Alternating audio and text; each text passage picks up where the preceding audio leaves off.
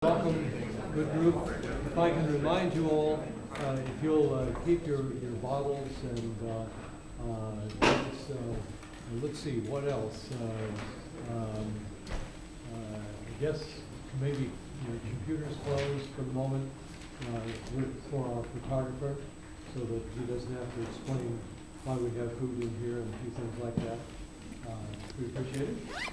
Welcome, and I'm going to turn this over to Professor Lee, who will introduce our guest. Thank you, Dr. Archer. Our guest today is Mike Cohn. Mike is a BBA graduate of Emory, and he was an honors graduate of our College of Law. He might tell you how long ago at some point.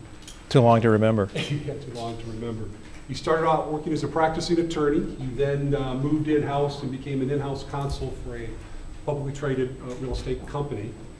He spent most of his last 20 years working in senior executive positions, senior leadership positions for public real estate companies. Most recently at Cousins Properties. As some of you know, Cousins Properties is a large publicly traded real estate investment trust that develops and invests in office and retail properties. And about a year ago, April of 2013, Mr. Cohn left Cousins and co-founded a subsidiary of Lennar Corporation, Lennar Commercial Investors, and I assume you'll tell us a little bit more about that today. If you look more closely at his bio, you see he has extensive experience across property types and in all aspects of things, commercial real estate, development, financing, renovating, management, etc. But his title today is going to focus more on the retail side of things. So thank you for coming. Thank you for having me. Is the clicker working? Yes.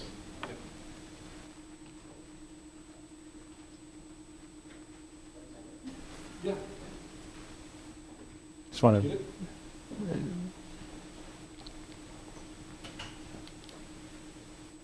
There we go. Right there, you can't see it. It's. Oh, how do you go back? Yep. Okay. This is back? Okay, well, back to the start. I'm going to step out here so there's not a wall between us and I can look up here. Hi, it's great to be here. It's actually a privilege to be here, and I want to thank Drs. Archer and Ling and Tim Becker for inviting me. You've got a lot of people to choose from, so I'm honored to be here. A couple of housekeeping things. I'm not a professional lecturer. This isn't kind of lecture 1.0 that I give all the time. So if I stumble or make some mistakes, excuse me. If you have any questions during the presentation, feel free to ask. This It's in what I do every day, so I'm happy to have this be an iterative process, and I'm glad to be here. It's always great to be back in Gainesville. I had lunch at Burrito Brothers, and felt like I was your age again from all those years ago. People ask me how I got into real estate. The real answer is I never intended to be into real estate. So kind of my one bit of career advice today is don't set a course for yourself too soon because you never know where your life's going to go. I had many years ago, as I was graduating what was then the Spessard-Holland School of Law here at Florida, and I always wondered who would actually name their kid Spessard, but somebody did.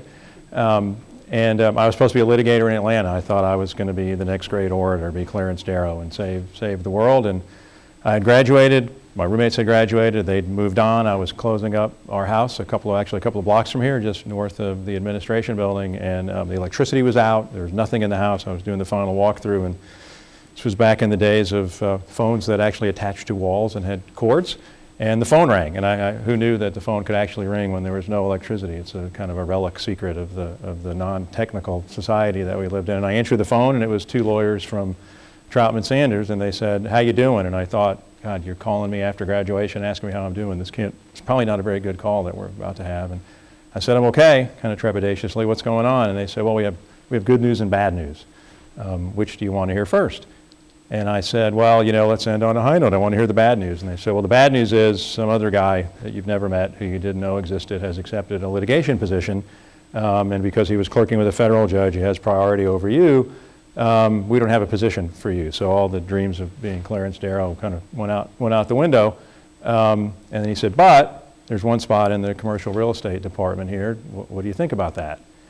And my first thought that I didn't say was I'm entirely hosed. But I said, look, I had one property class in law school. I found it, frankly, entirely boring.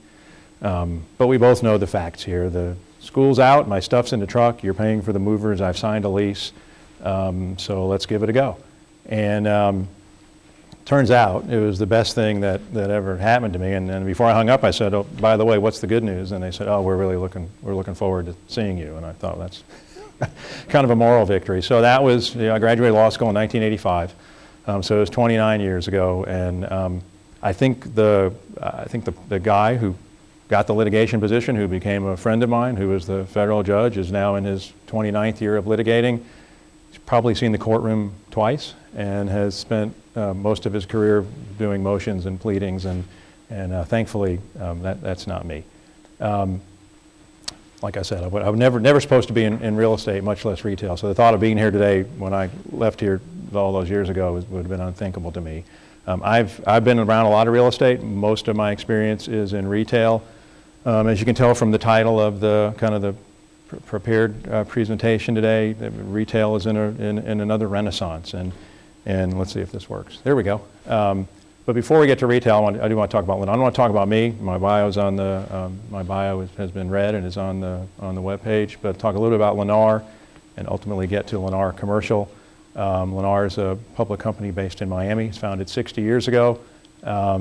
Has been a top 3 home builder in the country for most of that time. Currently second. You can read the facts, 750,000 homes, and we've got 5,500 employees in 18 states. And here's kind of the general footprint of Lennar.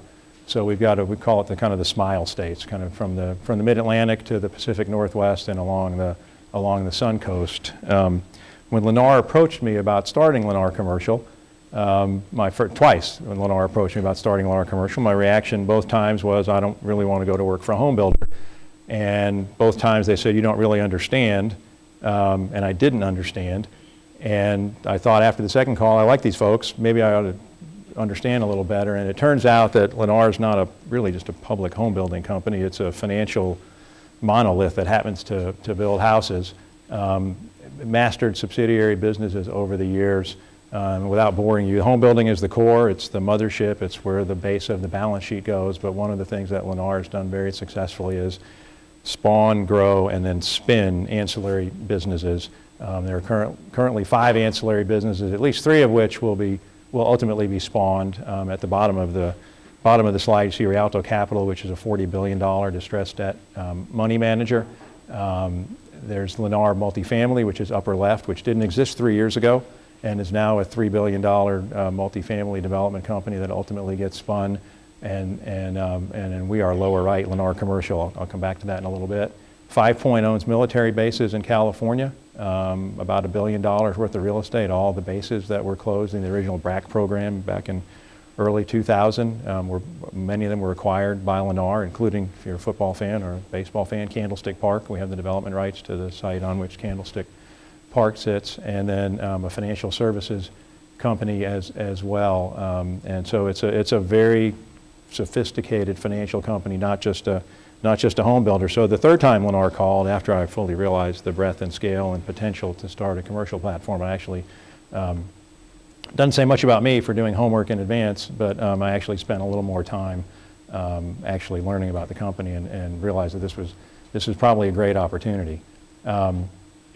So we'll talk a little bit about the evolution of retail before we get into where retail and retail development are today. Here are the original shoppers, the eat what you kill shoppers. They didn't know they were shoppers. They were just trying to stay alive, but these are the first consumers. Retail's always been about evolution. From day one, the great thing about retail is that it evolves. Probably evolving, and we'll see as we get into it, evolving faster today than it has before, because technology and changing demographics are coming together at the same time in a way they haven't previously. So you kind of come forward from retail to pre-retail, a little bit of kind of Flintstones humor here. And then you get into more traditional retail, and you can see life starting to repeat itself. The original retail was the general store. You know, folks would go buy food and milk and a horse and a cow and a saddle. And little do you realize this is really the precursor to Walmart in a lot of ways, but on a very small scale. So it all started with the general store. Some of you who were here last year maybe saw my good friend Bob Werdes give a whole presentation on the history of retail. So I'll keep this part brief so it's not duplicative. And then as folks started moving west and America expanded, kind of mail order catalogs became very important because that's how goods were shipped west. And we didn't know it then, and we'll touch on it more later, but this was really the first version of kind of a multi-channel retail, a very unsophisticated pre-technology version of it, but this is where retailers began having multiple channels, only nobody called it multi-channel at that point. So as retailers and people were moving west and retail was following, the great mercantile families of the country were founding the kind of the classic downtown department store, all the families whose names you still remember, the Saks family and the Neiman Marcus family, and this is the Marshall Fields family. A lot of these companies either don't exist today or exist under another name. Way back when, they were the original merchants in America. A lot of them were immigrants. Very few privately owned department stores today. I think the only two that I'm aware of any size are Belk and Neiman Marcus are the only two privately owned department stores. So that whole business model has changed. One of the things that changed the business model was kind of back in the late 40s and 50s when all the department stores followed white flight to the suburbs, and the great fortress mauling of America began. Some would say that's the day retail started to fail. It had good intentions, but at the end of a 40-year run, you're kind of left with a bunch of fortress facilities that don't have a lot of character, don't have a lot of light, and don't have a lot of ambiance. And depending on what reports you read today, there's reports today that up to half of the enclosed malls in the country will ultimately fail, and a big percentage of the other half will have to reconfigure to remain successful because tastes are changing. So as tastes were changing, you saw the beginning of this kind of maybe 2002, 2003 when developers, including Cousins, where I was, started doing what was called a lifestyle center. It initially started to be a more urban place, have a sense of place, open air, no department stores. So the scale was great. And then the problem was a similar problem you have in development a lot. There was too much capital for too many deals that shouldn't have been done, and a lot of these deals ultimately struggled and failed going into the downturn. Coming out of the downturn, where demographics once again begin to play, there's and you see it everywhere. I'm sure you see it in places as small as Gainesville and in a city as large as New York. We're in the middle of the greatest mixed-use multifamily development run that we've ever seen, driven by millennials. We'll talk more about millennials later in the presentation. But there's a flight to authenticity and to being urban and convenient and to having a character and a feel and other things that really is changing the way retail is being developed. And so that's a little bit of the history. I try to think of three words that would describe the impact today of retail and where retail stands. First, obviously, e-commerce. There's 1,000 subcomponents, but everybody knows what that is. Second, it's the millennials, and I think some of you probably maybe qualify as millennials. Some of the rest of you you'll see later, kind of Generation Z. We're all labeled at the end of the day. And what the millennials want is a real experience. So you're starting to see the advent of really great experiential retail. So I tend to talk too fast. I've got to stretch this out to 45 minutes, so I'll slow down a little bit. You start with e-commerce. Everybody uses e-commerce today. It's hard to believe that 15 years ago it didn't exist. But the thought of having a smartphone 15 years ago was unthinkable. And today, I flew up this morning to Jacksonville and rented a car and drove over, checked into the hotel. I made my flight reservation, my car reservation, my hotel reservation on my phone. While I was at the hotel, I made dinner reservations for this weekend and bought movie tickets for my wife and for me on my phone. So the game has changed significantly and forever in how we not just shop, but how we live our lives. A little bit of empirical data. I tried to keep as much numbers and facts out of the presentation to keep it interesting as I could, but I think context is important. Retail sales in America, plus or minus, about $5 trillion a year, grows at about 4% a year. If you take out cars and food, which are really the two things that you can't buy online yet, retail sales in the country are about $3.5 trillion of discretionary retail sales. E-commerce sales are about $250 billion a year. E-commerce is increasing mid-teens % a year, while retail is growing at 4% a year. So e-commerce is kind of like the China economy versus the rest of the economies of the world comparatively. And you know, so China slows down to 10% and it's cataclysmic, but it's still at 10% growth.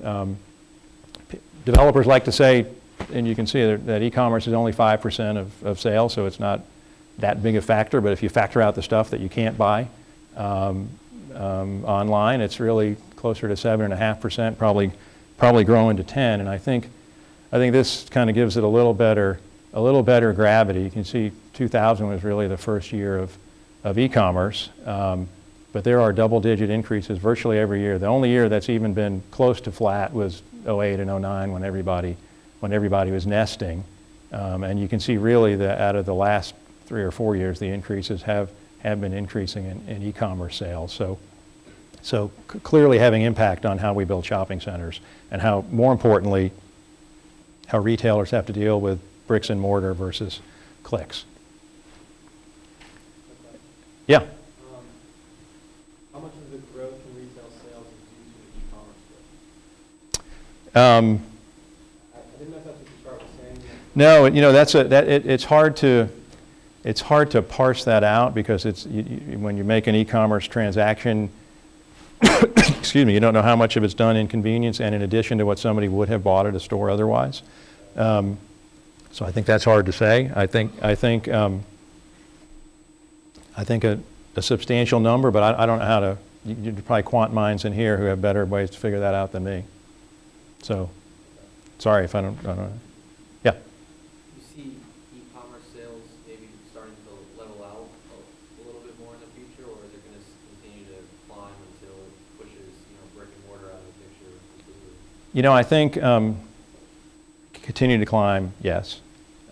Push brick and mortar out of the picture more so, but not completely. I think people still want an experience. You still want to, at some point, excuse me, get out of your house and go do something. Restaurant expansion has exploded. But clearly, the gap between e-commerce sales and non-e-commerce sales will continue to narrow. Does it ever become equal? Probably not. But I don't think anybody 10 years ago would have thought it would be $250 billion a year either. So. With retail sales going kind of increasing, dramatically increasing, does that mean that the recession as we've known it is over because people are starting to spend money now, or is there another factor to why people are spending so much money? I've got to admit, from a graduate student's point of view, it doesn't seem like the recession is over. Well, yeah, I think just population growth causes some of that. There's more people, you're shopping for more people. More people are buying. So if the population is growing at 1 to 2 points a year, you can, kind of prorate and say, well, natural retail sales growth ought to be 1 or 2 points a year just to match population growth. Excuse me. 4% is kind of high compared to the last couple of years. So I would think for 2013, people were feeling better. Not great, but better. Then you look at some other metrics that say incomes are shrinking, and debt levels, consumer debt levels are starting to go up again. So are people actually making more money? Probably not. Are people feeling better and incurring a little more debt to buy some non-essential things or to eat out a little more?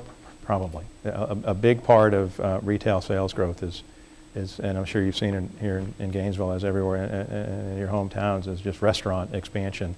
More people eat out than ever have before because there are better choices for higher quality, quick serve food than there ever has been before. At reasonable prices, so it's a lot of effort to cook a meal. Not that I would know, I don't really cook that many meals, but I've been told it's a lot of effort to cook a meal. So I think things are marginally better. I think in major metro gateway markets, some of them are on job growth. Things are appreciably better, especially in Texas. I think the heartland of the country is still fairly flat. So, retailers measure holiday sales as the kind of the bellwether of what they do. So I just thought I'd take a quick, excuse me, a quick snapshot of last year's holiday sales. Interestingly, traffic was down last year and sales were up. I think one of the things the internet does is it lets people select what they want to buy before they get to a store, so you kind of have in mind what your opportunity is and do it more efficiently with more of it. E-commerce sales were up 13% for holiday, which is actually less than they were for the year, which I think is a bit of an anomaly. I think e-commerce allows for more last-minute shopping. And I think of all the facts I saw, the most meaningful was in 2012, there wasn't a single day during the holiday season where there was $1 billion in electronic sales, and in 2013 there were 10. And so my guess would be that at some point in the not too distant future, every day between Thanksgiving and Christmas is going to be $1 billion sale day on the internet. So I thought that was a bit of an interesting fact. And then I wanted to break down kind of where these sales are coming from. 30% of e-commerce sales are coming from telephones or tablets, which is interesting. I think the tablet in some places has replaced the laptop or the desktop, so that might be a little bit of transference. But I think the bigger picture here is more folks are buying while they're walking and shopping and price comparing while they're having their experience than ever have before. So you can walk into, you pick a couple of names, you walk into Eddie Bauer or not, Gap, whatever your store preference is, see something and say, you know, I think maybe American Eagle's got a better version of this, and you actually, I see my daughter do it. You know, I've got a millennial at home, and I don't claim to understand her, but I do learn from her, and I've seen her walk into a store and decide she wants to shop somewhere else online from the store, and I think there's more of that going on than there has been in a long time. There's some clear trends in e-commerce.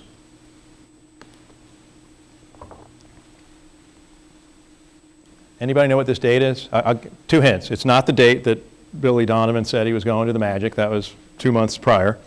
And it's not either of the dates that Urban Meyer quit. So I'll take those off the table. Does anybody know what bellwether day this is? Pretty close. Pretty close. Depending on who you are, you're pretty close. But it wasn't a recession for the company to which this date is important. I'll give that hint. It's the date the first iPhone was released. So it hasn't quite been 7 years. It's hard to believe it hadn't been 7 years. It's also hard to believe, looking back, that Apple released the iPhone and had such extraordinary success with it right on the precipice of the economy falling apart. By June '07, the housing market had fallen apart. The credit markets were in the process of falling apart. We were buying a house in July of '07, and the first two banks that we were financing with actually failed. So we were right on the front. And at the same time, Apple releases the iPhone and sells millions and millions and millions. And I think Apple stock in '07 was probably, I didn't look back, probably $150 a share. And now it's $550 and had been as high as $700. So that's a kind of a pretty important date in terms of e-commerce. So the first trend is, we talked about it earlier, mobile goes mainstream. Everybody uses their phone to do everything. And a lot of times, at times when you shouldn't be using your phone, like when you're driving or in a movie or in a class, but we all use our phone to shop and eat and live our lives. It's an unbelievable thing, and you can do everything on your phone. Anything you need, you can do on your phone for the most part. And it's only been 6 or 7 years that's been the case, and it's become such a life-changing piece of equipment. The other thing your phone's become is your wallet. Not as successfully yet. Some of the big technology companies haven't quite figured this out yet. Google Wallet was probably the leading pay system. They've struggled with it a little bit. Apple's trying to get into it, but there's an entire wallet in your phone. Did any of you guys or women use Google Wallet or any sort of online pay system yet? I don't. But any of you ever use Bitcoin? I'm not even sure I know what Bitcoin is. I just like saying it. But so we're headed toward what the smartphone allows. Is we're headed toward a more cashless society. We moved to Miami a couple of months ago. after I started Lennar and still have our house in Atlanta, and I was afraid of the mail, bills getting lost in the mail thing, so I pay all my bills online. I'm going to be sitting at lunch, pay all my bills online, transfer money to my daughter at school. It's really an extraordinary thing, and it's incredibly convenient. Kind of in the back of your mind the whole time, you wonder, is this really secure? Because it's where all your money is. But it seems I haven't had any issues with it, and I haven't heard of any Target-like breaches on the consumer side yet. But so that's a huge trend, and I think going to be much more prevalent in the next few years. It's a little hard to see this. Talked about this in the context of the catalogs. You know, retailers have really struggled with how to balance all of these competing interests. At their heart, they were brick and mortar.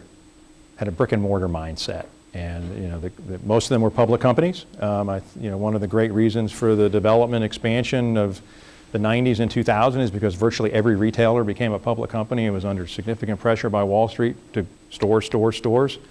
Didn't matter if the stores were profitable. A lot of times it was more store count was the key. So it's significant focus on brick and mortar, and then two things happened. I mean, technology accelerated very quickly, which would have happened independent of the recession. Whether or not Lehman Brothers blew up, you know, we would have smartphones today. And Wall Street stopped saying stores. They started saying profitable stores. So retailers started to, which you see is the kind of second from the left, they started to have these individual channels, you know, again, multi-channel, but not a lot of cross-application. Each channel was kind of its own, from a marketing standpoint, each channel had its own brand, and viewed that way by the retailer and largely by the consumer. And then coming out of the recession, retailers started to figure out how to do some cross-channels. Started to do some cross-branding applications, still getting better at it, not great, but the ultimate goal is whether you're, you know, if you're a consumer or a retailer, the ultimate goal is whether you're buying online or through Facebook or any other social application or in a brick and mortar store, it's really one brand. You know, the retailers figured out investing in brick and mortar stores supports sales, but it also supports the same brand that people see on the web page. And the key to retailing today is, I think this is the next slide. No, I skipped one. We'll come back. We'll come back to what the key is, because here's two highly sought after Florida recruits taking advantage of one of the benefits of, I kind of got the slides out of order, but I like this. One of the things that the internet lets you do is you can customize anything. In the old days, you'd have to go to some store and have apparel customized. You can do it on the internet today and do it for any number of people, and that ties into a real precept of what millennials like, and that is authenticity and individuality. So that's what the internet does. And then this really should have been the fourth slide in terms of multi-channel branding. It's faster delivery time. Stores allow retailers to deliver product. That's kind of the one piece of the puzzle that Amazon hasn't mastered, even though they're trying zones and drop stops. Retailers are now using stores to deliver product to consumers, even if it's ordered on. It could be ordered online. It could be ordered in a living storefront. We'll get to that in a little bit. But stores have become warehouses in some ways for retailers. The other thing you can do now that you couldn't do before to get people into stores is there's online coupons that have a value of X if you buy online and a value of X plus something if you take them into the store. And as you'll see, millennials love bargains, so this fits right in. You know, probably heard the word showrooming over the last couple of years, which was kind of a dirty word among retailers. Kind of the effect where people would come into the store as if it were a showroom, see something they like, and then go home and buy it online on Amazon or eBay for less money. And if you talk to retailers, the reality is the most important thing a retailer can do is get the person in the store. Once you've got a person in your store, the thought of closing the deal was never been in question before because they were in your store. And so for the first time in history, retailers were doing their job, getting people in the stores, but the experience was so bad or the pricing was so inefficient that people were being driven out of the store onto their computer, or you buy something on Amazon that you're looking at in Best Buy at the same time. So one of the ways, this is one of the ways to combat that showrooming effect. And then of course, you know, back to basics, just a better in-store experience. Everybody wants to walk in a store and have it be as exciting and as energetic as an Apple store. And the fact is, retailers got stale, and because the competition historically was not the internet or any other virtual form of shopping. It was another brand that did the same thing. So there were always, it was kind of like Noah's Ark. And if you were a developer, you always knew there were 2 or 3 bookstores. You know, one doesn't exist anymore today. There were 2 or 3 linen stores. 2 don't exist anymore today. There were 2 electronic stores. 1 doesn't exist, and 1's not going to exist. And so there's very little competition left between those retailers. The competition is now the virtual world, and so retailers have to get better to keep people coming in stores and providing a better in-store experience, while at the same time big box stores are just entirely shrinking. And so the challenge with the business model today is, if you're any of the names, nothing wrong with either of these companies other than the impact of technology on them. They actually were decently run companies in a lot of ways. But the challenge is, when you have 1,000 or 1,500 stores that are all 50% too big, what do you do with your inventory, and how do you switch your, how do you change your profile? And so all of big box stores today are dealing with that, when kind of like the department stores are.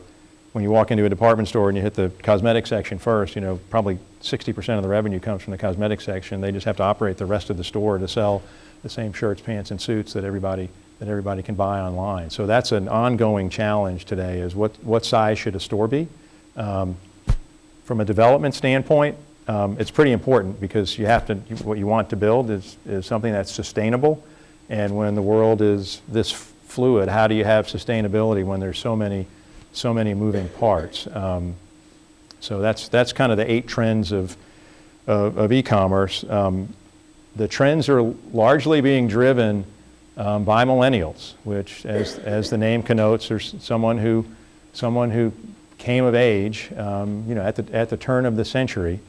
So my guess is most of the students in the room are probably a little too young to be millennials, but have a lot of millennial tendencies. And millennials are now the largest class in the workforce. They have specific likes and dislikes and habits that are very different than prior generations. And here you can see, I thought it might be good to give a little context on kind of, we hear about all these generations, what these generations are. There's I guess Tom Brokaw called it the greatest generation. I guess for whatever book my researcher found it in, it was the silent generation. Maybe because a lot have passed at this point, but kind of walking through just how lifestyle has changed. The silent generation, no technology, no TV, no radio, read a lot of books, stayed in the same job for their entire lives. The thought of someone of this generation switching jobs, much less moving cities, was largely unthinkable through World War II. And then came baby boomers, of which I am. It says hardworking and driven. I think that's a little bit of a misnomer. I think all of these generations are hardworking and driven in their own way. I think that's a reputational thing. We had TV, we had radio, we had the beginning of technology. We changed jobs a little bit. Maybe you didn't change industries, but you changed job. You weren't at that company for the pension for as long as you were. So lifestyle had a little different meaning. And then it really started to change with Gen Xers, who really wanted to take lifestyle to a whole different place, and to have the quality of life. My generation, for example, when I got out of law school in 1985, lifestyle to us was, you went to work at a big law firm, And if you went to New York or Boston or Chicago or LA or San Francisco, if you worked till 8 o'clock, you got a free dinner, and that was great. If you worked till 10 o'clock at night, the law firm paid for a car to take you home. And the big bonanza was if you worked past midnight, you got a clean shirt for the next day, because if you stayed past midnight, you were expected to pull an all-nighter. And that was kind of it's sick and pathetic in hindsight, but that was kind of our lifestyle. That's what was expected. I remember as a first-year associate at a big firm at 7:30, 8 o'clock at night, and I wanted to go hit some tennis balls, and feeling like I had to sneak out. We were expected to come in on Saturdays. There was no technology, so there wasn't even voicemail. You used to go on vacation and come back, and you get a stack of pink slips that high for phone calls to return. And it almost sounds as arcane to me now as like 16th century England sounded to me then. Gen X started to change that. Lifestyle was not working less hours in the office place, but the office place started to get amenitized a little bit. Maybe there was a nice cafeteria, maybe there was a health club, but you change jobs a little more, move around cities a little bit, so there's more portability, but still a little bit of a chain to the desk kind of approach to work. And that's all changed in the last 10 or 15 years, largely driven by technology as it's changed shopping. It's changed the way that we live. Millennials don't want to work in the same place for 20 or 30 years. Barely want to work in the same place for 2 or 3 years.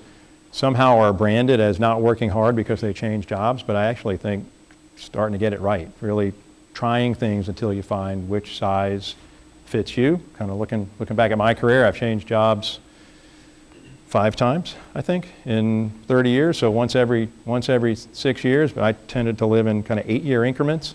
The turns are faster, and I think with it comes a little bit of a label that you're not willing to work hard. I think the real answer is you really want to like what you do, and will go somewhere and do it if you have to. So your first job could be in Boston, your next job could be in LA. You could end up in Austin working for a technology company when you may have started at an accounting firm. You try on a bunch of different things until it fits, which is really what's driving the multifamily boom today. Millennials are renters. They want to rent a house, rent a car, in a lot of ways rent a significant other, and I don't mean that in a negative way, but the marriage rate among millennials is very low. Interestingly, the baby rate is higher than the marriage rate. There are more millennials with kids than there are in marriages. And then following millennials is kind of Generation Z, which really hadn't hit the pattern yet. But there's some really interesting and early signs of how their lives will be different. I mean, these are people who grew up on technology. Technology existed when they were born. Half of them were born on June of '07. Racism to a Generation Z person is a foreign concept because it's not anything they ever grew up with in their lifetime. Sustainability, it's just something you accept. People of different cultures, people of different orientations. The thought to a Generation Z person that there's discrimination for any of that stuff is unthinkable because it doesn't exist in the world that they came into. And that's a great thing. And so there's really positive benefits to that years and years from now. The downside to it is I feel the same way about environmentalism. I'm kind of tired of it. It's a yesterday thing. I should live my life the right way. Stop beating me over the head with that I need to recycle my water bottle. So you can see a little bit here how our culture has evolved from getting a clean shirt at midnight because you want to wear the badge of pride and tell the partner you worked for that you spent all night in the office drafting documents, to being unwilling to do that because it's really not a healthy thing, and being willing to say, I don't want to do that, I'm going to move to Austin and do what I really want to do and rent an apartment in a really cool environment that has Wi-Fi and fiber and great restaurants and have that kind of quality of life. And all of that is really the biggest impact on retail development today. And these are just a lot of millennial facts, kind of not into organized religion, heavily driven by social media. There's some really extreme percentages here, probably more extreme to the subject matter that they apply for millennials than prior generations do for whatever relevant subject matter there was. It's a pretty,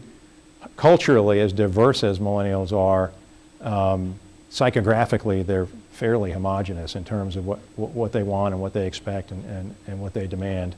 And there's the fact that you see 21% are married and 34% have children, and then 1 in 8 move back in with their parents. And I try to do the math to figure out if the 1 in 8 that move back in with their parents are the ones that have children, but there's really no way to get to it. Price conscious, don't care about brands, want convenience, want discounts, want an authentic experience, really want a lot of the base things that underlie a great quality of life. And here you can just see some more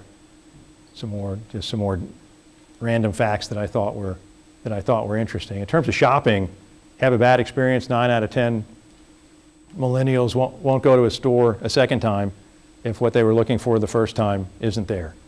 So think about how many times in your life you've been to a store, didn't have a pair of shoes or a shirt or a skirt your size, and you just kind of came back the next week. It was just kind of, it's the way we did it. This next generation will not do it. They'll go online or go to another store. And so that puts tremendous pressure on retailers to stock the inventory customers want when they want it, or they'll lose the customer. Customer loyalty, because the brand loyalty is becoming less and less, is very difficult to achieve. The other thing I learned, it almost sounds like the X Games. As I prepared for this, I learned a whole bunch of new words and phrases. Extreme couponing, which we talked a little bit about, but it gets back to bargains and discounts. And on the flip side, you can see the upper left, 97% of millennials would return to a store if they got a coupon. So that's great. You're discounting your stuff, you're eroding your margins, and you have to run a business differently than you did before. You really have to stock what people want, or you can have a lot of stuff on the shelf that isn't bought. And this is available. I don't want to bore you with facts. This is available to anybody who wants it. So I'll stop with the fact giving, which all leads to, we've touched on it, experiential retail. 6 out of 10 consumers say I have all I need. I think what it really means is 6 out of 10 people say, I have all I need, I just don't have enough of the individual things within everything I need, because we apparently keep buying stuff. But it's the experience today that's driving the kinds of centers we develop, the way stores are merchandised, the way apartments are built, the way office buildings are being built. The reality is there aren't very many office buildings being built, because the new economy, the digital employee doesn't want to be in a tower. They want to be in a warehouse, want to be in a loft. And I just, out of curiosity, as you guys kind of approach graduation and think about where you'll be going next, forget where you may be going, how many of you would prefer to be in an office tower over any other work? And just show of hands, just out of curiosity. How much of that is an environment that you guys really would want to matriculate to if you had the choice to do so? 6 people put up their hands really cautiously. How many would you want to be in a loft, in a collaborative environment that was amenitized more like a lifestyle environment than a traditional office building? Yeah. So and the interesting thing is, and I think it's one of the reasons the office business is so tough today, those cultures don't cross-pollinate. The digital employees, the Google employees, the eBay employees, all these startups, not only do they not want to be in towers, they don't want to be in environments with lawyers and investment bankers who wear coats and ties every day, and the people who are wearing coats and ties every day don't want to be in an environment where they walk through the lobby and there's a bunch of barefoot kids in shorts writing software program. And so the world's evolving. Experience is becoming the most important thing. What did you say? I missed it. What did you say? Experience retail? You say 6 out of 10. Say that 6 out. I'm afraid I won't remember it. 6 out of 10 people say they have everything they need. 6 out of 10 consumers say they have everything they need. You said the experience drives how we develop stores And how retailers, how we develop shopping centers and how retailers develop inside the box, their stores. Yeah, yeah. It's not, in the old days, you'd walk into, the 1990s, you'd walk into a store and the most important thing you would look around is this store well merchandised? And if the store didn't have a lot of merchandise in it, it felt empty and unsuccessful. If you go to Miami today, you walk down Lincoln Road and you look in the various stores at very differing levels of price points, stores are not over merchandised today. Stores are very selectively merchandised with an assortment of what the merchant hopes people want and will see immediately and draw them into a store. I think previously people like Gap or Hollister would try and draw you in with, Hollister would draw you in with music and a scent that was sprayed into the common area, but with a lot of merchandise so you can pick and choose and ultimately find something you want. I think stores today know people are not going to do that. Either you see what you want and you get it and you leave, or you don't cross the threshold. So there's this term called shoppertainment. It kind of deals with experiential retail. There are versions of experiential retail that have existed, excuse me, all along. We just didn't know to call it experiential retail because the phrase didn't exist. Kind of a classic example of this is the old standard Build-A-Bear that's in virtually every mall in the country, where every parent of someone today who is between 18 and 22 took their then 4 to 6 year old 15 years ago for their birthday party. But it's really an early form of experiential retail. And the classic example we talked about earlier is the Apple Store. It's cool, it's hip, you get receipts by email, there's no central checkout, the store flows and you can touch and feel iPads or MacBooks, and the service, the people who are working in the store impeccably know their product. They have the genius bar, but when I go into Apple, I kind of think everybody's a genius because they really understand the product and move people in and out quickly and efficiently. This is a picture of a train station in Korea. I think a grocery store in the Midwest has just started to do this. So you wouldn't know it's a train station, except if you look on the left, you can see the train doors open. So what this is a virtual grocery store. So when you hit the train platform in the morning, you have an app on your phone, and if you need milk or whatever else is on the racks there, you kind of can put your phone up to it. Magic occurs, and when you get home that day, there's food there at your house. And so virtual grocery shopping, not in America. American grocers are way behind the curve on technology, and we can talk about that a little more. But this is something that okay, one second, you can do in highly urban areas, obviously. First of all, you have to have a train. You can't do it in Gainesville because there's no train. You can barely do it in Miami because there's no train in Miami. But New York, Boston, Chicago, DC, you probably see a lot of this. Saves a lot of time. It kind of seems, are we as a nation, America, almost very far behind the curve in virtual shopping? I mean, I know Japan has been doing wallets to their phones for way longer than before the iPhone was there, and then now seeing this in Korea.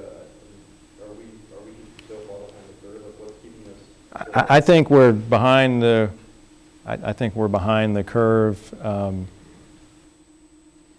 at varying, to a varying extent on a different number of things. It's not homogeneous. I saw yesterday where the average European, I think, maybe it was a single European country, maybe it wasn't the European community, pays $30 a month for their fiber speed hookup, which is a third of what we pay for something 10 times slower, 20 times slower. Other countries have invested in that kind of infrastructure much more heavily than the U.S. on the base operating system level. In terms of technology and shopping, I think we are for a lot of reasons. I mean, if you travel across Europe, and I've never been to China, but I know the densities. There's very little suburbia. I mean, we are still I mean, we have huge population centers, but we also have large suburban areas, even just very proximate to those suburban areas. So we still are very car reliant. We're still very physically reliant on going out and doing instead of having stuff come to us. And so I think, to some extent, I don't know that the general American consumer has demanded it, and I don't know that it's been a necessity, because until the economy fell apart, you go to my old hometown, Atlanta, where you could kind of pretty much draw on a map concentric circles and figure out where the next shopping area was going to be and where the next regional nodes were going to be, and that piece of the business has changed. Everything's urbanizing, and the more that our demographics urbanize, I think we'll catch up quicker. But I think we are behind. I asked someone the other day if they knew what fiberhood was, and so it's not like I've known what it is for long, but I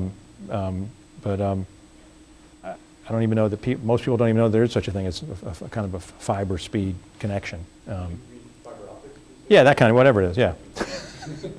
Apparently I don't even know what it means either. I just like saying fiberhood. And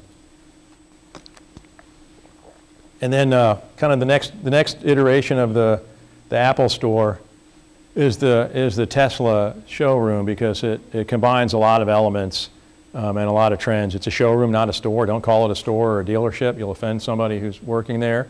You can't buy anything there except a keychain that says Tesla on it, or a hat. You certainly can't drive a car away, but there's all kinds of electronic touch points now in a Tesla showroom, and I think Tesla is the next great car, particularly after the price point drops to a more affordable price point. I think it's a really interesting story, and they're taking advantage of the fact that we are still a car economy, but combining it with this non-duplicable technology in a showroom that really replicates everything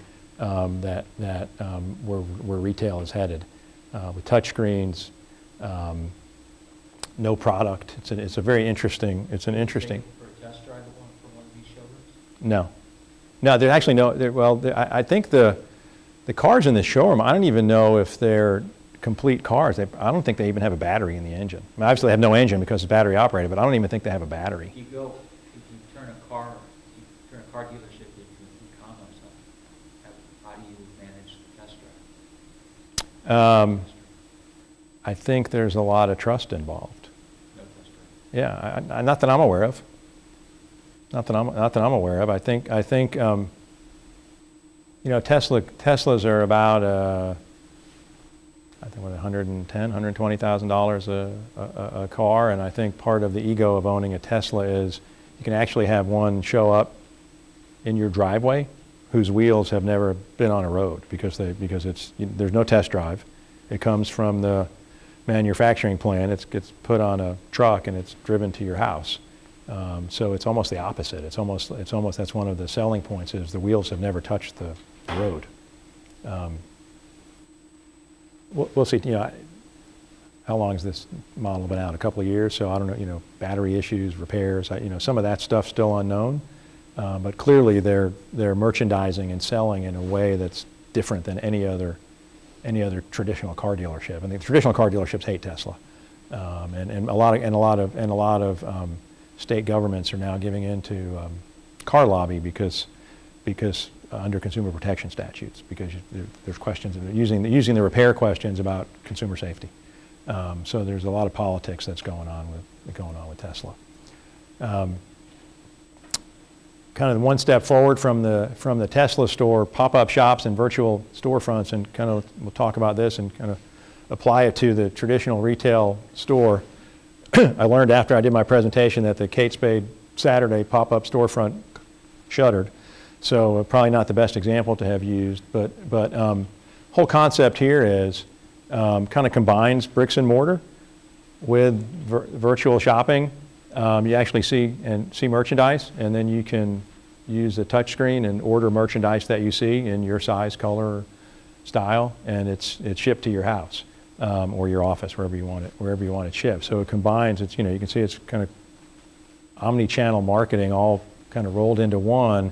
And when you think about it as a developer, the storefront, these storefronts are not on, I don't think they're on stores. I think the change machine, I think maybe in a lobby of an office building, and Kate Spade was just a pop-up. You can put them on bus stations.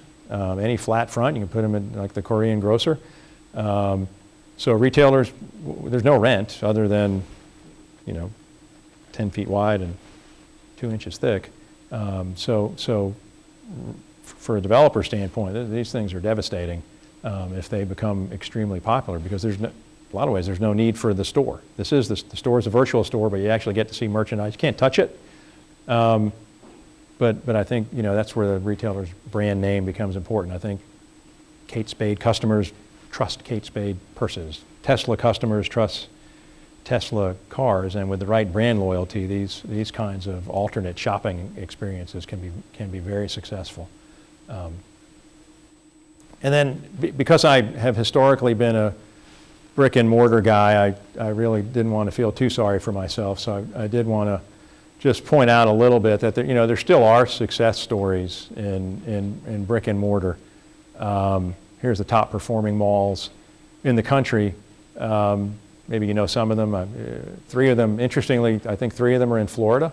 Aventura, Bal Harbor, and the mall at Millennial in Orlando that I thought was interesting. And I kind of was reading this one day, trying to find a common thread or threads as to why some of these malls do $1,000 a foot, and then some malls within miles can do $150 a foot and fail. Part of the answer is better real estate, better stores, better environment. A number of these are open air.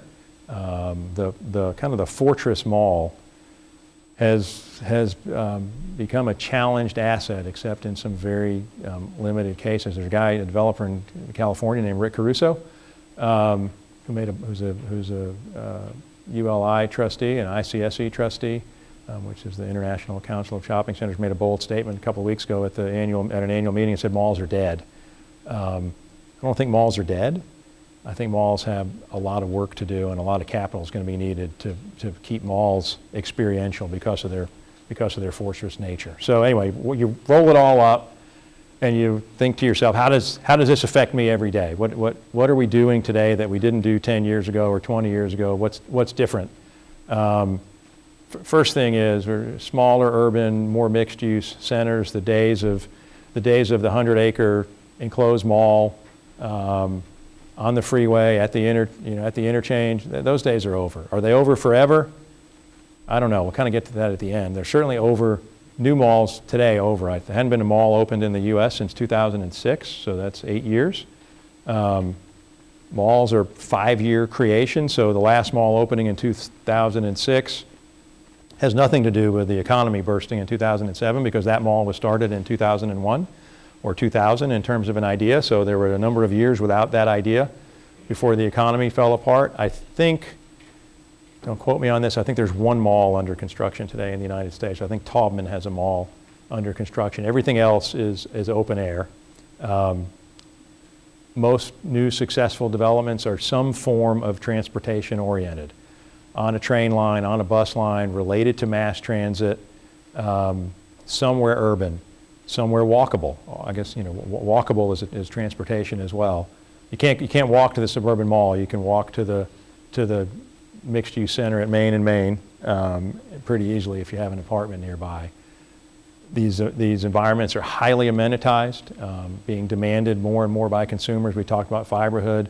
Social media is huge. I don't do a lot of Facebook. Probably would have guessed that. I don't tweet. But what's really happened with a lot of social media is every minute of every day is a focus group for every shopping center. So if somebody goes to the Gainesville Mall and has a crappy experience, and they want to get on social media and say, I had a crappy experience at the restaurant at the Gainesville Mall, everybody on their Twitter feed or on their Facebook news feed will know it before they leave the restaurant. And businesses can start and fail on that kind of response alone. Every day is a focus group. So what has it done for the way we merchandise centers? For years, developers like me would build these large centers, and they were very fashion driven. You'd have every fashion retailer known to man, Gap, Talbot's, Chico, American Eagle, all selling largely the same thing, all taking comfort with each other, knowing there's enough consumers coming, because that's what we did. We got in our cars and we shopped, that there was enough to go around, and then we had large chain restaurants. You know, we all ate at, pick a chain restaurant, you know, at whatever price point where people would eat, whether it would be Red Lobster or Fleming's, or we were chain restaurant eaters for decades. That has entirely changed. The modern shopping center, and shopping is used liberally, doesn't replicate how we shop. It's merchandised how we live our lives. There's a health club, there's probably some sort of wellness, nutrition place, there might be an organic grocery store, and what's replaced the chain restaurants are very high quality, quick serve restaurants, you know, counter service, but not McDonald's, Burger King, Wendy's, but more natural ingredients with better healthy salad options and choices, or farm to table, chef driven restaurants. I don't know where all these chefs were hiding for 4 of the 5 generations that were up on the other board, but there are more great chefs in America today than anybody could have ever. Every town, you go to Nashville, you go to Huntsville, Alabama, you go to Miami, you go whatever town each of you live in, there's some great chef who made some James Beard list, and people from all over the country are coming to see him, and it's great. And that's what folks want. They don't want the Bennigan's menu. I remember when I was, I don't know how long it's been gone, but when I was a student here, there was a Bennigan's at Archer Road and 34th Street at the corner. And of course I weighed 30 pounds more because I was in that Bennigan's after studying every night eating nachos. Same Bennigan's, same place, same friends. And I would have no interest, I would have no interest in doing that today. So I know people who are more health conscious, younger, want a better experience would have no interest in doing it. And so most of retail expansion, back to the question earlier, sales growth, a lot of it is in the food category. So the enduring question that I have, that anybody in my position should have, because as you look back at what we've talked about for the last 45 minutes or so, it's just the repetition of a cycle in different ways, is what we're doing today sustainable?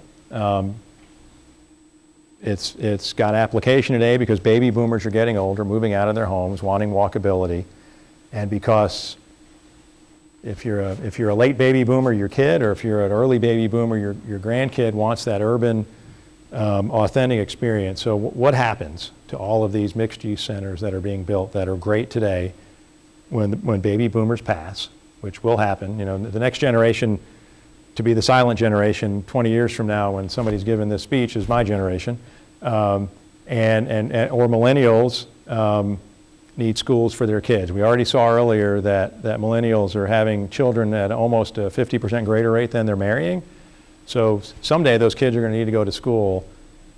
The urban areas where some of these really cool environments are being built are notoriously bad for schools. I mean, we have a, you know, it's no great news in the country. We have a decaying urban public school system. So are we doing something really sustainable that's authentic?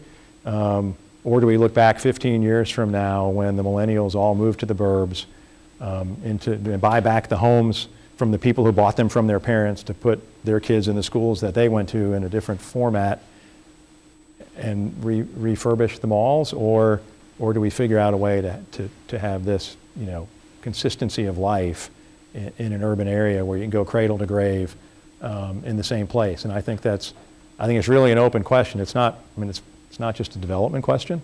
It's really a sociological question, but kind of I think you can tell from the approach I brought today, development and demographics and sociology and psychographics are all, they used to be kind of viewed as at least 3 separate things, maybe 4, are really all thrown in the same pot today. And it's really, you know, so what we develop has impact on where people shop, what people's trends are has impact on what we develop.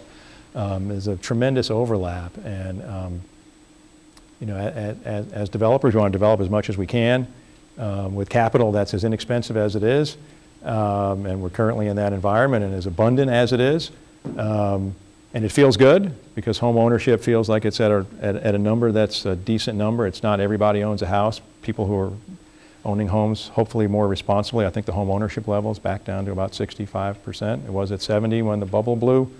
5% doesn't sound that much. Put that 5% on 80 million homeowners, and it's a lot of folks moving from houses to apartments. There are those who argue we're actually underbuilding apartments based on those home ownership numbers. So kind of one thing to think about, and I don't have the answer for it. If I did, I wouldn't be standing here. I'd be behind a curtain operating a hedge fund somewhere. Is this sustainable, or because it feels real, or is it the next fad? And I'll leave you with that.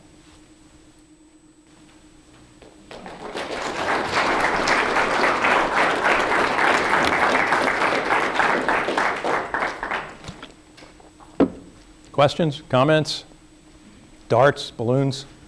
Yes? Are you developing anything now? And if you are, what type of retail? What type of retailers are you looking at that you think would have the same timeline for sustainability building?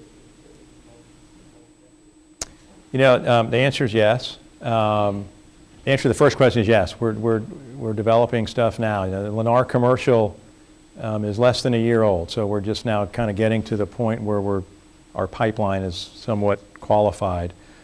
The kinds of stuff we're developing fits in 3 or 4 different buckets. What I would call a modern version of a big box center, unanchored in terms of a mass merchandiser. No Target, no Walmart, no Home Depot. Nobody wants to really lease with Walmart. Walmart doesn't want to lease with anybody else. Target did 150 stores in 2006, 2007. I think in the U.S. next year there's 12, most of them in high urban areas. So the suburban growth model has changed dramatically. So to the extent we're doing suburban stuff, we're doing it in urban communities like Dade County, Marin County, outside of San Francisco. And with users who are either a little bit internet proof, nobody's completely internet proof, grocer, fitness use, LA Fitness, Publix, Walmart Neighborhood Market, depending on where you go in the country. Interestingly, I saw this earlier today. I was just kind of noodling while I was at Burrito Brothers. I think most of the grocery stores in the country are still private grocers. Very few department stores are. Very few traditional large-scale format retailers are. Most grocery stores are still private companies, and they don't have the same kind of pressures that other companies do, and aren't under the same watch list of the capital markets. And so Whole Foods, back to the question earlier, does the economy feel better? It really doesn't feel better. But somehow Whole Foods has convinced everybody that they can go from 300 stores to 1,000 stores and pay more for groceries with a finite amount of money, so you're giving up something else. Back to your question, a lot of restaurants, some financial services, limited amount of financial services, because you can do most what you need to do on your phone. I hate going into a bank. One of the things that having a smartphone has done is made me a much more impatient person, because I'm used to just doing what I want to do when I want to do on my phone. You can buy an airline ticket when you want. You can rent a car when you want. Make reservations when you want. I don't want to call a restaurant and wait for somebody to answer the phone. I want to go to Open Table and see what's available and choose from that.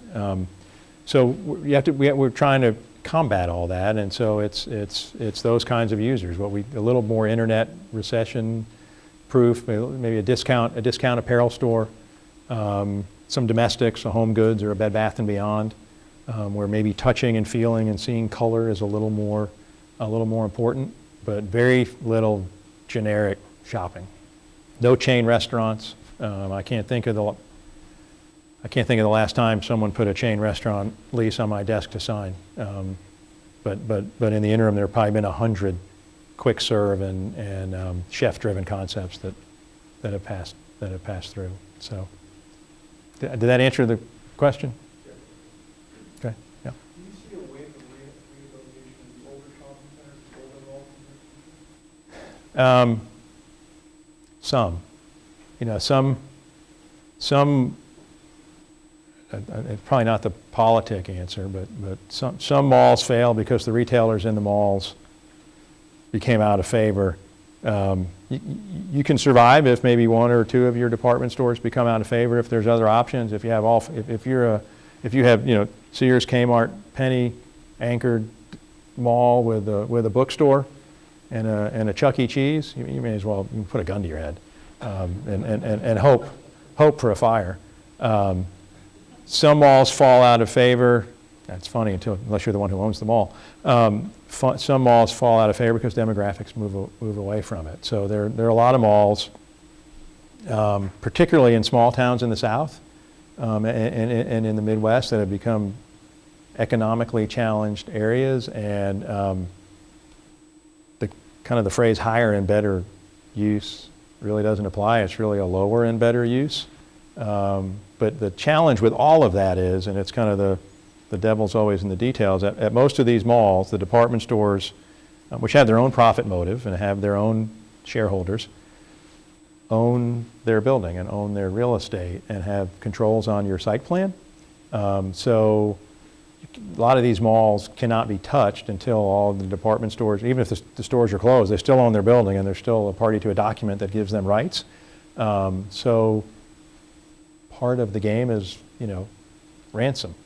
How much are you going to have to pay or overpay to buy that building to tear it down? Because it has no economic value as a building. It's only worth the land that it's on. And you know, there are some department stores. I hate to mention names. Can I mention names? Sure.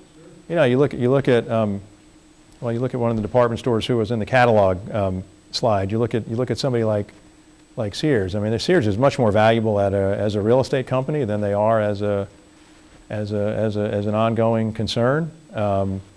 When Sears bought Kmart, the stock ran up. See, I wish I'd have bought some Sears stock. Stock ran up significantly, and everybody kind of looked at it and said, you know, when two really unhealthy people marry, why are they worth more together than they were apart? And ultimately, the stock has come back, and there's no customer. So the most value that someone like Sears has is ransom. We had a center when I was at Cousins. We had a center in Los Angeles that was a redo of a mall. It was a redo that actually worked, except we could never get to the Sears. So Sears operated a store in the middle of a much nicer center, and a Borders Books went out, and a hospital wanted to come in to replace Borders Books, and it was kind of one of those days where you thought somebody's giving you a winning lottery ticket, because the hospital actually wanted to pay more rent than Borders was paying and take a two-story building that no other retailer wanted. So we're all high-fiving each other, and so I called Sears and I said, hey, I need your consent to do this thing, and surely there are going to be 30, I can't remember the number, 37 doctors in this old Borders reconfigured, seeing 20 patients a day, so 750 patients coming in and out. It's next to a CVS and across from a dead Sears. And there was a fitness center and a specialty market and a home goods. The three retailers who got it, the fitness center saw people who were getting better. The specialty market saw people who needed groceries, and the home goods saw shoppers. The two people who you would think would understand why this was a good thing when the hospital didn't have a pharmacy, the CVS fought it for 6 months, and when I called Sears and said, hey, we want to do this great thing, but we need your consent, the first thing they said was, hey, that's really a good idea, but you need to send me a check for $25,000. And I said, excuse me? And they said, we're not allowed to look at these kinds of things unless you send me a check for $25,000. And I thought, what a great business model. You have a crappy environment and sell, hope none of you guys are Sears shoppers, sell crappy stuff, except for maybe like Craftsman lawnmowers, and then have these bad documents so that whenever someone called needing something, you just put out your hand and said, I need $25,000. So I figured, well, at least they've established the price. I knew what it was going to cost, and we went and got all the other consents that we needed, and then once we had the other, I think there were 5 other consents, we sent Sears their check, and the document was signed in 2 weeks. They wouldn't even consider it without the fee? It's a leverage world, right? If the documents are in your, any documents in your favor, whoever's got leverage wins. It was in their contract that you had to get their permission? Yeah, it was the medical use was a restricted use in the operating agreement for the mall that we bought in 1996. The mall was built, I think, in 1957. And the operating documents went all the way back to 1957. And for whatever reason, back in 1957, somebody had drafted a document that said no places of assembly. So that's back to the question. We're kind of getting away from the question. That's why some of these old and dead malls will never get redone because there are too many competing interests. Yeah. How much longer do you see Sears and JCPenney with those dying retailers? How much longer do you see them surviving? God, I don't know. If I did, I'd probably run out and short the stock. I think because of the real estate, if they never sold another piece of merchandise, I think Sears has years as a real estate company. Do you think they will switch to doing some, forgetting doing retail and just maybe switching to the real estate? I don't think that'll be a kind of a conscious business decision. I think that ultimately is where the market takes them. I mean, Sears anchored every suburban mall built in America in the 40s, 50s, 60s, and 70s. So they have some of the best and some of the worst real estate in the country. But they have years of working through, unless they're just sold as a non-going concern. I could see somebody like one of the more creative REITs like Vornado coming in at some point and buying half their stores, somebody like that. Absent that, I think they've got decades as a real estate company. Penny's kind of an interesting thing. Ron Johnson left Apple. He did the stores at Apple. He became Penny's CEO and then tried to turn Penny into Apple, which, kind of look at the slides today, it's really kind of what consumers want and the environment people want. They're supposed to have 30 or 40 little vignettes with private licenses. I thought it was a great idea. I thought it was a great idea with one caveat. I always said, as long as it's called JCPenney, it's going to be connoted with all the stuff that this isn't. And so what they really need to do is just go change the sign to something else. And at the end, that's what happened. The customer revolted and stayed away in droves. Ron Johnson, assailed an absolute genius at Apple for starting the Apple Store concept. Was driven out in a series of contentious board meetings, and the old CEO, who was a decent CEO when they were a middle market department store, came back. They've kind of found their customer again, and are profitable. So I think sustainable forever. I don't know about that, but certainly in the near term, they seem to have found their customer again, which was their old customer. The problem they had trying to be the Apple store was the Apple customer wants to shop at Saks and Bloomingdale's and at stores where there are other Apple customers, not at JCPenney. Speaking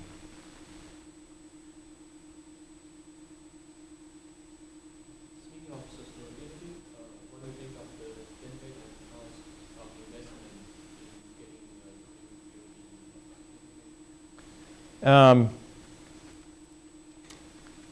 getting I think kind of a cynical answer maybe. I think political correctness drives a lot of that. If you're in the office building context, if you're a large visible company, public or private, and you're looking for 200 to 300,000 square feet of office space somewhere, if you're Deloitte in Atlanta or a large law firm in New York, it's a really bad soundbite in the newspaper if sustainability's not important to you. If you're a public retailer, not so much. I don't think it's as important to developers as I do it is to users, I guess, is the kind of the short answer. I think if you're a retailer and you don't have and especially if you're a publicly traded retailer and your investors are have some element of political correctness and doing the right thing, I think you're driven to have a green box. I think as developers, I think the answer is we like for a nice site, maybe we want to manage water properly and that. but what goes on inside the box is really the playing field of the retailer, and we've kind of been dragged into it at that level, maybe a little against our will. It does cost more. I don't know if there's any rent in it for us. I don't think there's a lot of rent in it for us. Maybe a little bit. I think there's a lot more value in the multiple of the user for there not to be any noise on Wall Street about being a bad corporate citizen. I think that's a lot more punitive. I mean, it'd be a lot more punitive to them than it would be to us. I don't know if that answered your question, but those are kind of my thoughts. Does that make me a bad person? I was always wondering what was the cost for seems to me that the cost is much more higher than the benefit. Well, the benefit is you might get leased. So there is a benefit. Being leased versus not being leased, I always err on the side of wanting to be leased. So the incremental question is there, I mean, that's an easy question. You want to be leased and not vacant. But I think the real question is for the incremental cost to have a white roof or, no Freon in your, whatever the green component is, I don't think there's any incremental, I don't think there's a real return on that other than getting leased, which is the goal of doing the development in the first place. Sure. As you continue to grow, are there companies that you look at To emulate, that question was asked in a smaller group earlier, and I asked him to ask it here because I think it's an important question. I've been really lucky. Not only was I lucky that some partner at Troutman Sanders called me 20-something years ago and said, "Hey, bad news, we don't have a litigation spot for you," which was kind of like a get-out-of-jail-free card that I didn't know I'd want. I've gotten to work for three great visionaries in my life of different kinds. Tom Cousins in Atlanta, where I worked twice, has some of the highest. It's not to imply that the other two folks I'll mention don't have, but the day started and ended with integrity for Tom, above all else, and so I'm lucky. I can emulate the three guys who ran the companies that I've worked with. With Tom, I learned. With Tom, I learned integrity and doing the right thing, even if it cost more, because it was the right thing to do. With Henry Faison, who had a lot of that in his DNA as well, I really learned how to, which has been great for the experience at Lennar as we grow through the country. Faison ran regional offices all over the country and did it in a decentralized system with controls. And so I learned that from Henry, and now working for Stuart Miller at Lennar, which, as you saw, is not just a home building company. It's basically a financial company that happens to build homes. I've really learned to appreciate getting outside the box. I mean, kind of an overused term, but I mean, there is no box at Lennar. We're in business to make money and do it the right way, and not say no to something because it doesn't fit a formula. So I think the real answer to your question is, I don't know if there's companies I emulate, there's people I emulate, and those are certainly the three at the top of the list because of kind of the package of traits that I've been able to take from them.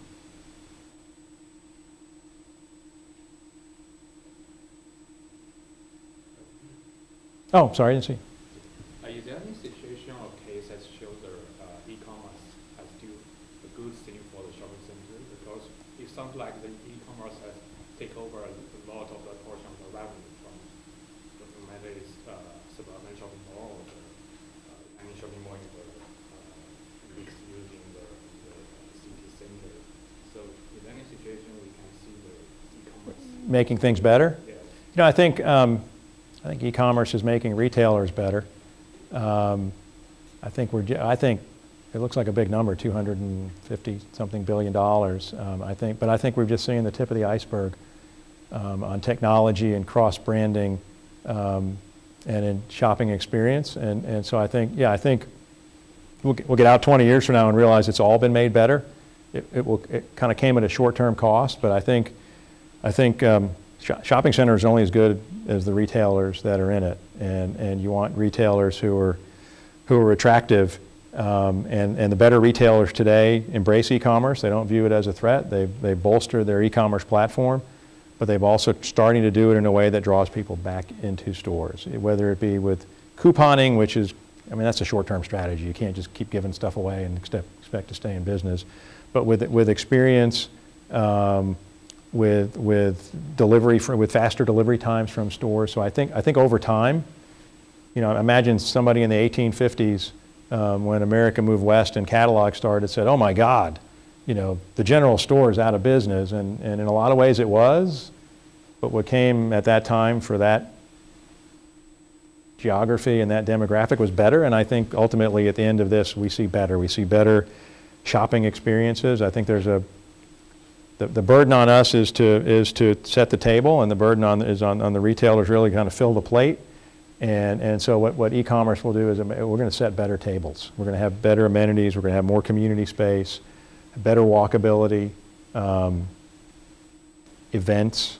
Events are huge for drawing people into shopping centers. They can be, to some extent, loss leaders to get people in. And sometimes you have an event and people come to the event and don't shop, and it kind of backfires. But I think everything's kind of being tinkered with. And ultimately, you know, in hindsight, we'll get to a day where everybody says, you know, e-commerce was a great thing for shopping because shopping got better. It may not be as profitable. There may not be as many development opportunities, but the pure act of shopping will be better. You look surprised at that. Okay. Anybody else? Thank you. All right, thank you.